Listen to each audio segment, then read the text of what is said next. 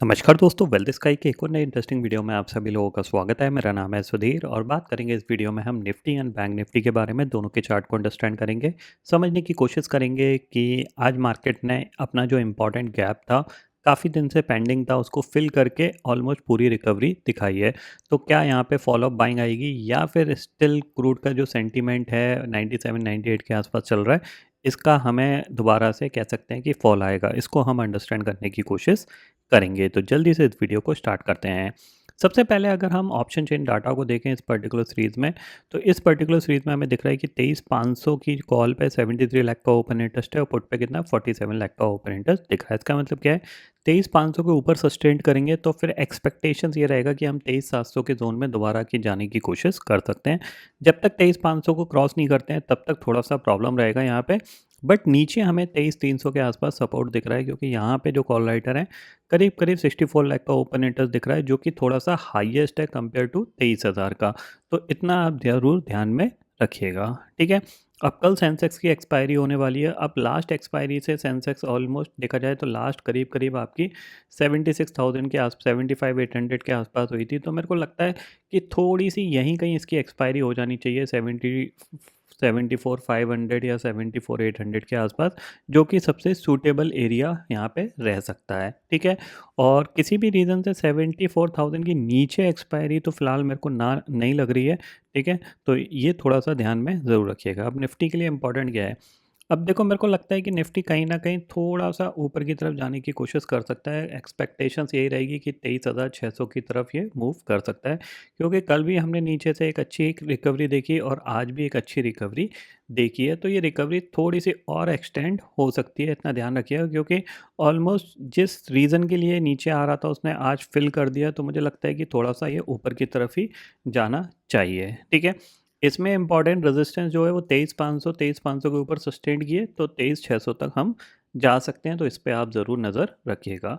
किसी भी रीज़न से 23,300 के आसपास आते हैं तो यहाँ से आपको दोबारा से बाइंग आपको आती हुई दिखाई दे सकती है। 23,300 के नीचे ही हमें कुछ फर्दर नेगेटिविटी देखने को मिलेगी, ठीक है। बैंक निफ्टी की बात करें तो सेम बैंक निफ्टी ने अपने ऑलमोस्ट जो सपोर्ट एरिया था वहाँ से ये बाउंस किया है। तो मुझे लगता है कि यहाँ से ये रिकवरी जो है वो थोड़ी सी और कंटिन्यू रह सकती है। तो अब इसके लिए जो इम्पोर्टेंट लेवल है वो आपका 53,600 होगा। इसके नीचे जब तक नहीं जाता तब तक ये रिकवरी थोड़ी बहुत और कंटिन्यू रह सकती है, क्योंकि नीचे इसमें मतलब कुछ ज़्यादा सेलिंग दिख नहीं रही थी, कल भी नहीं दिख रही थी, आज भी नहीं दिख रही थी, और फिर ये रिकवरी यहाँ पे कंटिन्यू आई है। मेरा जो एक्सपेक्टेशंस था वो ये था कि आज ये हो सकता था यहीं कहीं क्लोज दे देता 23,250 के आसपास। कल एक ये अच्छा मोमेंटम कर सकता था, और क्योंकि आज ही एक अच्छा मोमेंटम कर गया तो मेरे को लगता है कल थोड़ी सी वॉलेटिलिटी हो सकती है। Volatility in the sense of इस तरीके का ये सिनेरियो क्रिएट कर सकता है, ठीक है। तो थोड़ा सा आपको ध्यान में ज़रूर रखना है, ठीक है। अब सेंसेक्स की एक्सपायरी है तो जाहिर सी बात है 74,500 के आसपास ही होनी चाहिए या फिर इसके ऊपर होनी चाहिए, ये ऐसा मेरे को थोड़ा सा लगता है। अगर इस लेवल पे होता 73,800 के आसपास होता तो मैं डेफिनेटली 74 या 74,300 400 की बात कर सकता था। बट इसने आज ही रिकवरी दिखा दी है तो कल के लिए कुछ ज़्यादा बचा नहीं है, ठीक है।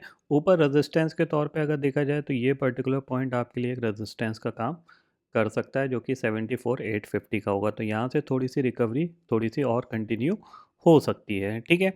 बट प्रॉब्लम क्या है, प्रॉब्लम क्रूड ऑयल ही है। इस पे आप नज़र रखिएगा, क्योंकि इसमें कहीं न कहीं लग रहा है कि ये 102 104 के ज़ोन में जाने के लिए रेडी है। बाकी अगर आप ग्लोबल फ्यूचर्स देखोगे तो यहाँ पे हमें देखने को मिलेगा,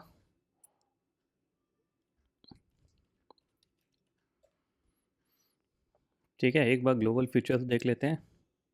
तो करीब यहाँ पे अब ग्लोबली तो अच्छी खासी रैली चल रही है, हम ही कह सकते हैं। देखो नास्डैक आपका आज भी अभी भी डाउ फ्यूचर 100 पॉइंट ऊपर है और नास्डैक फ्यूचर भी करीब 74 पॉइंट ऊपर दिख रहा है। अब ग्लोबली जो मेन है वो एआई थीम है, और एआई थीम के स्टॉक्स हमारे इंडियन मार्केट में तो कोई ऐसी कंपनी है नहीं जिसको प्रेडिक्ट करके मार्केट को ऊपर ले जाया जा सके। तो वो थोड़ा सा प्रॉब्लमेटिक है। और कुछ लोग ये भी बोल रहे थे कि जो एल टी सी जी या फिर एस टी टी कट होता है तो उसका एडवांटेज यहाँ पे मिल सकता है।